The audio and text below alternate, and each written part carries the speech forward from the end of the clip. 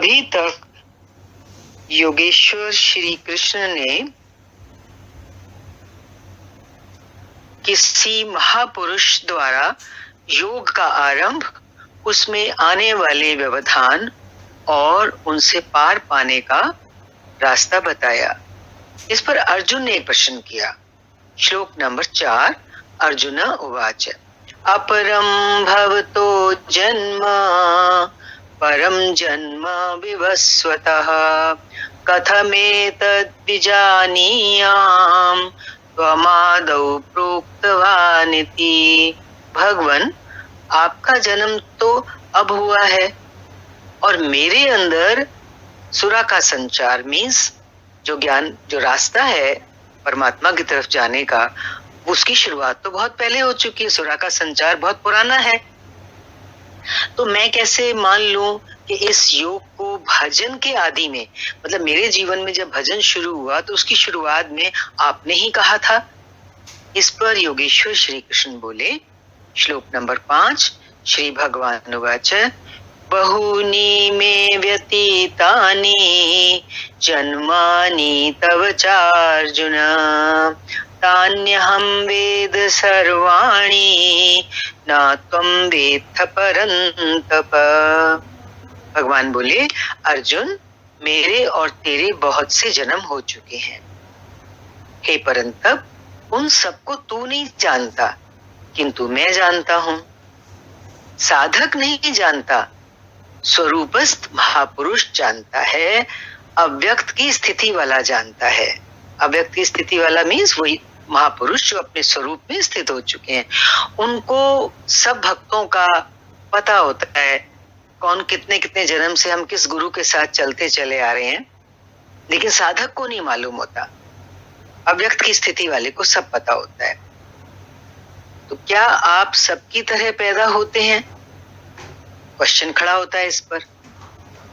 तो भगवान कहते हैं नहीं, स्वरूप की प्राप्ति शरीर की प्राप्ति से भिन्न है। मेरा जन्म इन आंखों से नहीं देखा जा सकता। मैं अजन्मा, अव्यक्त, शाश्वत होते हुए भी शरीर के आधार वाला हूं। कोई भी महापुरुष है तो शरीर के आधार में ना, लेकिन उनके अंदर जो स्थिति है, स्वरूप की जो प्राप्ति है, वो होगी तो शरीर के आधार से ही। लेकिन वो जो स्वरूप की प्राप्ति है, वो जो अंदर का, जिसे इसको आप अंदर का जन्म कह सकते हैं ना, स्वरूप का जन्म। स्वरूप का जन्म कैसा हो गया? जिसको देख नहीं सकते, अदृश्य है वो चीज।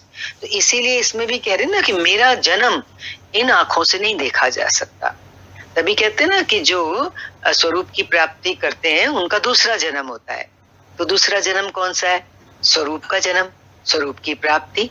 तो वो जो स्वरूप की प्राप्ति है, हम इतने महापुरुषों के पास जाते हैं तो हमें अपनी आंखों से देखने से थोड़ी पता लगता है कि भाई ये स्वरूप की प्राप्ति वाले महापुरुष हैं। वो तो उनकी अंतर स्थिति होती है। तो इसलिए बोल रहे हैं यहाँ पे भगवान कि मेरा जन्म, हम तो मान लेते हैं ना कि भगवान कृष्ण का जन्म हुआ है, तो वो कह रहे मेरा जन्म। मेरा जन्म से मतलब है मेरे स्वरूप द्विज, जिसका स्वरूप की प्राप्ति जो पुरुष कर चुका होता है उसको द्विज कहते हैं। द्विज मीन्स दूसरा जन्म। तो ये जो दूसरा जन्म होता है, जो स्वरूप की प्राप्ति जिसमें बता रहे हैं, तो ये जन्म है वो भगवान कह रहे हैं इन आंखों से नहीं देखा जा सकता।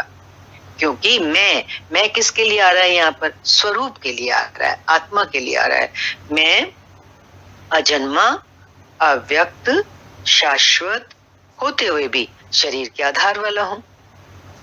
वो जो स्वरूप की प्राप्ति है, वो जो स्वरूप का जन्म होता है, वो है तो उसका जन्म मरण तो है नहीं, वो व्यक्त भी नहीं है। जैसे शब्द यहाँ यूज हो रहे हैं अजन्मा, अव्यक्त, शाश्वत। लेकिन वो स्वरूप अजन्मा, अव्यक्त और शाश्वत होने के बावजूद भी होगा कहाँ?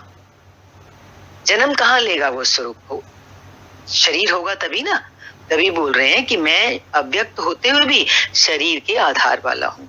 इसीलिए हमें सामने भगवान कृष्ण का शरीर दिखेगा, राम का शरीर दिखेगा, महापुरुषों के शरीर भी दिखेंगे। लेकिन उनकी स्थिति कौन सी है?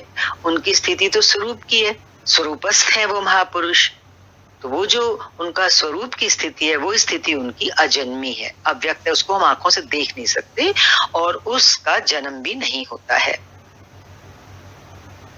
शरीर के रहते ही शरीर के होने पर ही उस परम तत्व में प्रवेश पाया जाता है।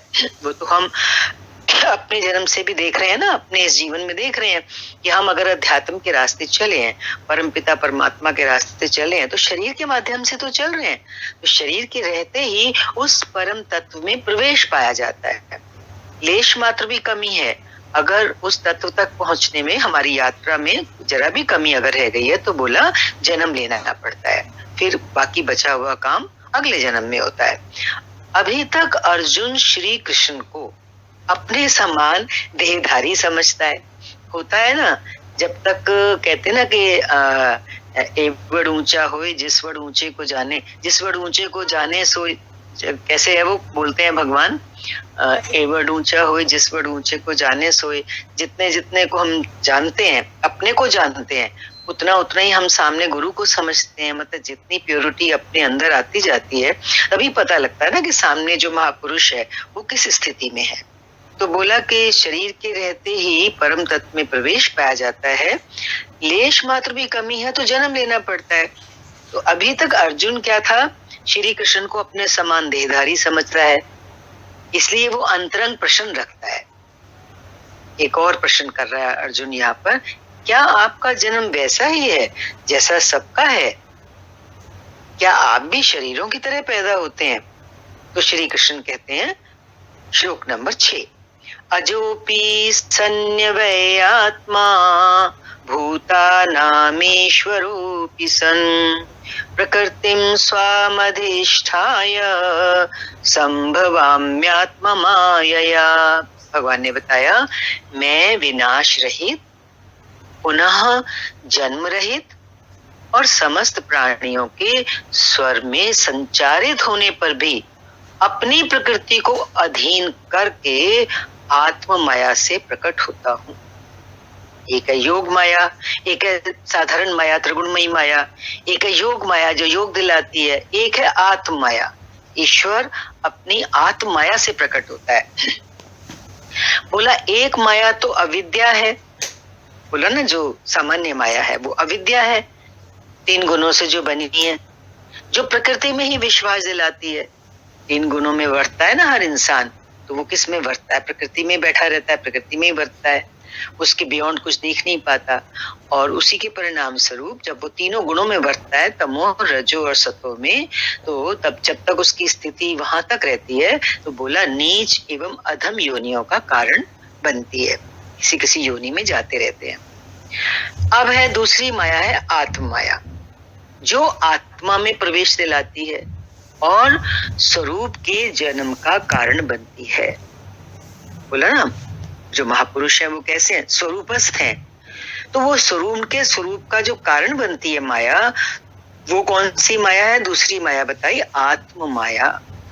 इस पे ही भगवान कह रहे हैं, इसी को योग माया भी कहते हैं। आत्म माया को ही उन्होंने योग माया कहा है, जिससे हम विलग हैं, उस शाश्वत स्वरूप से यह जोड़ती है। योग माया कौन सी माया हो गई कि जिस स्वरूप से, शाश्वत स्वरूप से, सदा से रहने वाला जो हमारा स्वरूप है, जिसमें कभी कोई परिवर्तन नहीं आता और जिससे हम अपने को अलग महसूस करते हैं, तो ये आत्म माया कहो या योग माया कहो, ये उस शाश्वत स्वरूप से हमको जोड़ती है। तो एक माया हो गई, एक आत्म माया हो गई। जो माया है वो तो अविद्या है, वो प्रकृति में विश्वास दिलाती है, और जो आत्म माया है वो हमें हमारे स्वरूप से जोड़ती है, परमेश्वर में विश्वास दिलाती है, उस प्रभु से, उस स्वरूप से हमारा मिलन कराती है।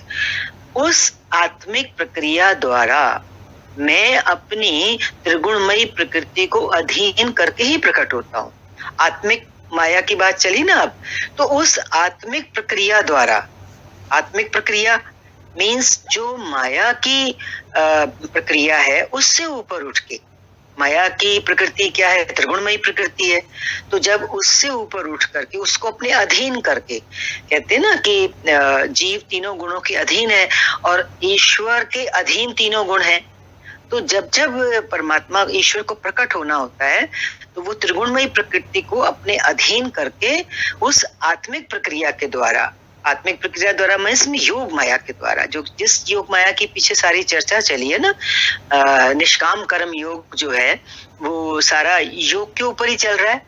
तो वो योग हमें परमात्मा से मिलाता है। तो वो कह रहे हैं यहाँ पर कि अपनी त्रिगुणमयी प्रकृति को अपने वश में करके और आत्मिक प्रक्रिया के द्वारा, मीन्स अपने स्वरूप में स्थित होके।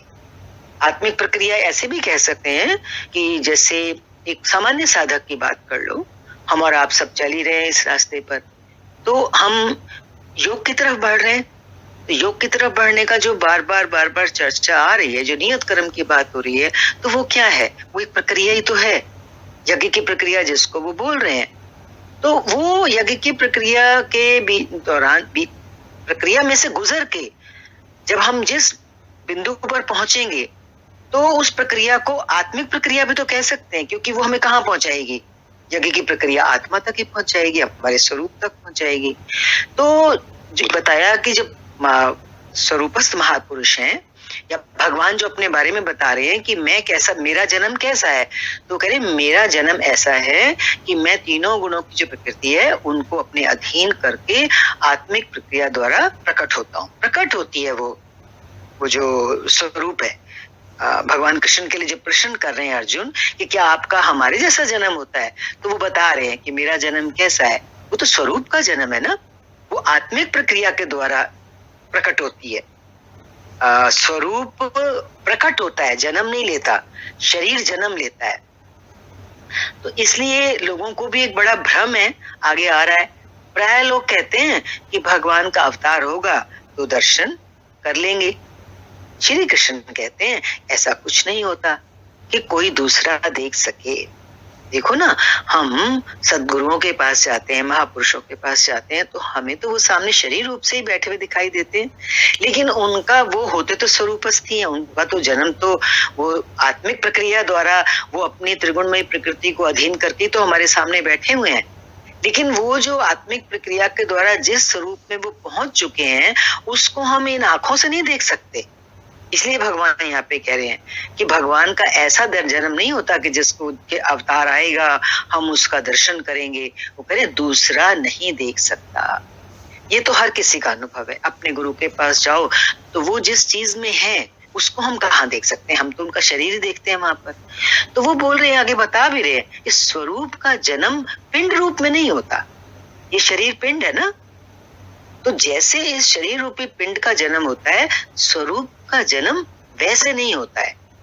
ये एक सूक्ष्म प्रक्रिया के द्वारा एक अलग सी चीज बता रहे हैं कि किस तरह से जो अवतार, जिनको हम अवतार कहते हैं, तो वो दिखते शरीर रूप में है, लेकिन वो क्यों अवतार कहे जाते हैं? क्योंकि वो स्वरूपस्थ होते हैं और स्वरूप का जन्म शरीर के जन्म जैसा नहीं होता। यहाँ पे ये वाली सारी चर्चा चली। श्री कृष्ण कहते हैं योग साधना द्वारा, आत्म माया द्वारा अपनी त्रिगुणमयी प्रकृति को स्ववश करके मैं क्रमशः प्रकट होता हूँ। वही सारी बात जो हम अभी खोल के समझने की कोशिश कर रहे थे, योग साधना द्वारा। अब देखो, ये तो हर एक के जीवन के लिए ही है। ऐसा तो नहीं है ना कि भगवान कृष्ण खाली अपने लिए बोल रहे हैं। योग साधना के द्वारा और आत्म माया द्वारा, योग माया द्वारा योग साधना करेगा कोई भी व्यक्ति कर सकता है जिसके संस्कार होंगे। और आत्म माया द्वारा, आत्म माया क्या है? जब अपनी त्रिगुणमयी प्रकृति को वश में करेगा तो धीरे धीरे वही प्रक्रिया की बात यहाँ पे दोबारा से आ रही है। तो भगवान अपने लिए बोल रहे हैं, वो कह रहे हैं कि त्रिगुणमयी प्रकृति को वश करके आत्म माया द्वारा, योग माया द्वारा मैं क्रमशः प्रकट होता हूँ। लेकिन किन परिस्थितियों में? एक नया क्वेश्चन रहा होता है, मैं प्रकट तो होता हूँ पर किन परिस्थितियों में?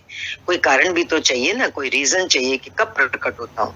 श्लोक नंबर 7, यदा यदा हि धर्मस्य ग्लानिर्भवति भारत अभ्युत्थानमधर्मस्य तदात्मानं सृजाम्यहम्। हे अर्जुन, जब जब परम धर्म परमात्मा के लिए हृदय ग्लानि से भर जाता है, जब अधर्म की वृद्धि से भाविक पार पाते नहीं देखता, तब मैं आत्मा को रचने लगता हूं। वही जो ऊपर सारी बात चली, कि जब जब परम धर्म परमात्मा के लिए, देखो एक तो यहाँ परमात्मा को परम धर्म बता रहे हैं, संसार में कैसे धर्म के नाम पर कितनी कितनी चर्चाएं होती है, कितनी कितनी परिभाषाएं होती हैं, लेकिन बड़े में बड़ा धर्म क्या है? परमात्मा। जब उस सच्चे धर्म के लिए, परमात्मा के लिए हृदय ग्लानि से भर जाए, बस फिर उसके बिना रहा ही ना जाए। जब अधर्म की वृद्धि से भाविक पार पाते नहीं देखता, भाविक मीन्स जो साधक है, जो चल रहा है, भावना से भरा हुआ है परमात्मा के लिए, अब वो चल तो रहा है लेकिन अधर्म से अपने आप को पार नहीं पा रहा, निकल नहीं पा रहा, पार पाते नहीं देख रहा, उसके वश में नहीं है, जैसे उसकी सामर्थ्य नहीं है, वो ये देखता है, रोने लगता है आंसुओं से कि क्या करूं प्रभु, चाहता हूं कि मैं इस अधर्म से निकलूं, पार जाऊं, मैं परमात्मा से एक हो जाऊं। तो उसका हृदय ग्लानि से भर जाता है। देखो ऊपर क्वेश्चन क्या था कि कब भगवान प्रकट होते हैं, ये स्थिति देख लो प्रेमी की, जब हृदय ग्लानि से भर जाए। तो ये एक अलग व्यक्ति के लिए, एक एक व्यक्ति के लिए ये बात है, ये कोई जनरल बात नहीं है कि भगवान कब प्रकट होते हैं। भगवान कोई ऐसे पब्लिक में थोड़ा ना प्रकट होने वाले हैं, वो तो किसी के हृदय में ही प्रकट होने वाले हैं। तो किसके हृदय में प्रकट होंगे? जिसका हृदय ग्लानि से भर चुका होगा।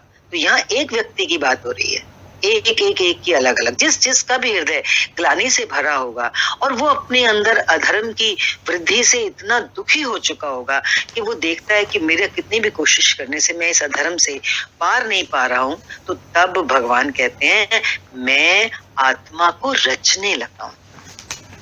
आत्मा तो पहले से है वहां पर, आत्मा को रचने लगता हूं मीन्स योग माया से फिर उसकी आत्मा जो ढकी हुई है ना, आसुरी संपद और दैवी संपद की तो सारी चर्चा चल रही है पीछे से। तो वो जो रचना है, आत्मा की जो रचना है, जो ऑलरेडी मौजूद है, लेकिन भक्त को दर्शन नहीं हो पा रहे हैं। गले में लॉकेट है लेकिन मालूम नहीं गले में है, क्योंकि पीछे चला गया है। कोई आके आगे कर देता है, तो किसी ने आगे किया तो गले में ही था लॉकेट, नजर आ जाता है, अरे ये रहा मेरा लॉकेट। ऐसे ही आत्मा है, गुरु आकर के हमारी आत्मा की रचना करता है, जैसे किसी छुपी हुई दबी हुई चीज को प्रकट करने में हमारी मदद करते हैं। हृदय बहुत दुख लाग, जन्म गयो हरि भगति बिनु, रामचरितमानस से। जब जन्म को जाते हुए देखता है जीव, हरि की भक्ति के बिना सारा जन्म निकल गया, सारी उम्र निकल गई, तो हृदय में बहुत दुख लगा है। तो ऐसा ग्लानि से आविर्भूत हुआ हृदय जब होता है और अधर्म से ग्लानि होने लगती है, रोने लगता है व्यक्ति, तब भगवान प्रकट होते हैं, वहां प्रकट होते हैं। आगे कह रहे हैं जब आपका हृदय अनुराग से पूरित हो जाए, अनुराग वो तीव्र प्रेम परमात्मा के लिए कि अब उसके बिना दूसरा कुछ नहीं चाहिए।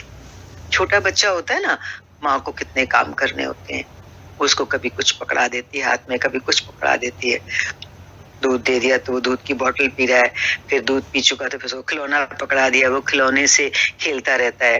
लेकिन एक टाइम आता है जब बच्चा सब कुछ फेंक देता है और इतने जोर से रोता है, तो तब माँ समझ जाती है कि अब इसको मेरी जरूरत है। तो फिर माँ जब उसको गोद में उठाती है तो तब वो चुप होता है। वो तब फिर उससे पहले खिलौनों से खेल रहा था, एक टाइम के बाद फिर वो खिलौनों से भी नहीं खेलता, वो परेशान हो जाता है, अब उसको सिर्फ माँ चाहिए। ऐसे ही जो भक्त है उसका हृदय जब इतना ग्लानि से भर जाता है, इतना आंखों से आंसू बहने लगते हैं और उसको दुनिया की और कोई चीज नहीं चाहिए, अनुराग, अब बस मुझे तू ही चाहिए। जैसे बच्चे को अब सिर्फ माँ ही चाहिए, ऐसे ही अब जो अनुराग पूरी हृदय होगा उसको अब सिर्फ क्या चाहिए? भगवान चाहिए, परमात्मा चाहिए। तो तब भगवान कहते हैं ऐसे ग्लानि से भरे हुए हृदय के अंदर मैं प्रकट होता हूँ। बोला ना कि उस शाश्वत धर्म के, जब आपका हृदय अनुराग से पूरित हो जाए, किसके लिए? उस शाश्वत धर्म के लिए। शाश्वत धर्म अभी ऊपर है ना, परम धर्म परमात्मा, उस परमात्मा के लिए। फिर रामचरितमानस लिया, गद गद गिरा नैन बह नीरा, नैनों से नीर बहे चला जा रहा है, हृदय गदगद हुआ पड़ा है? जब ऐसी स्थिति आ जाए तब प्रयत्न करके भी अनुरागी अधर्म का पार नहीं पाता। इतनी स्थिति आने के बावजूद भी बड़ी बड़ी इतने महापुरुषों के बारे में, बड़े महाराज जी ने एक दो के बारे में सुना रखा है कि इतने जीवन भर के तपस्वी और शास्त्र लिखे, फिर भी आखिर में रोते हैं कि हम तेरी भक्ति नहीं कर पाए। होता है ना, अंदर में ऐसी स्थिति आ जाती है कि प्रयत्न करके भी अनुरागी अधर्म का पार नहीं पाता। ऐसी परिस्थिति में भगवान कह रहे हैं, मैं अपने स्वरूप को रचता हूं, आत्मा की रचना करता हूं उस भक्त हृदय में। अर्थात भगवान का आविर्भाव केवल अनुरागी के लिए है। बोला ना, सो केवल भगतन हित लागी। भगवान का आविर्भाव, भगवान का जो प्राकट्य है वो किसके लिए है? हर किसी के लिए नहीं है। देखो इतने सत्संग होते हैं, इतनी पूजाएं होती हैं, कितने मंदिर, मठ, मस्जिद, गुरुद्वारे, सत्संग, इतने गुरु दुनिया भर में है ना, सब तरफ चाहूं और आपको मिलेंगे। लेकिन इतने लोग उनके पास पहुंचते हैं, इतने लोग मंदिर गुरुद्वारे जाते हैं, लेकिन किसके हृदय में आविर्भाव होता है परमात्मा का, भगवान का? केवल और केवल अनुरागी के हृदय में, जिसको काफी खोल के कि अनुरागी जो हृदय है वो कैसा होता है ऊपर बताया। तो वो बोला, ये अवतार किसी भाग्यवान साधक के अंतराल में होता है, अंतराल में, अंदर गहरे में, किसी भाग्यवान साधक ये अवतार। तो साधक भाग्यवान कब होता है? वही बोला ना, जब वो सब कुछ फेंक देता है, कहता है सिवाय तेरे मुझे कुछ नहीं चाहिए। आप प्रकट होकर करते क्या हैं? आप प्रकट होकर करते क्या है? अनुरागी के हृदय में प्रकट हुए, आत्मा की रचना की, परमात्मा। अब देखो इसका मतलब क्या है कि स्वरूप का प्रकट होना और आत्मा का दर्शन होना अपने भीतर किसी भी साधक के अंतःकरण में, ये क्रिया किसकी है? ये कृपा किसकी है? इसका रचयिता कौन है? इंसान कहे मैं कर लूंगा, नहीं कर सकता ना। यहाँ क्या बताया? भगवान करते हैं उस आत्मा की रचना किसी अनुरागी के हृदय में। बस अनुराग पूरी हृदय होने की जरूरत है। शर्त सिर्फ एक ही है, बाकी उसके बाद काम हमें थोड़ा ना करना होता है। फिर क्वेश्चन आता है, ये अवतार जब किसी भाग्यवान साधक के अंतराल में होता है, तो फिर आप अंतराल में, साधक के अंतराल में प्रकट होकर करते क्या हैं? Question mark. श्लोक नंबर 8, परित्राणाय साधूनां विनाशाय च दुष्कृतां धर्म संस्थापनार्थाय संभवामि युगे युगे।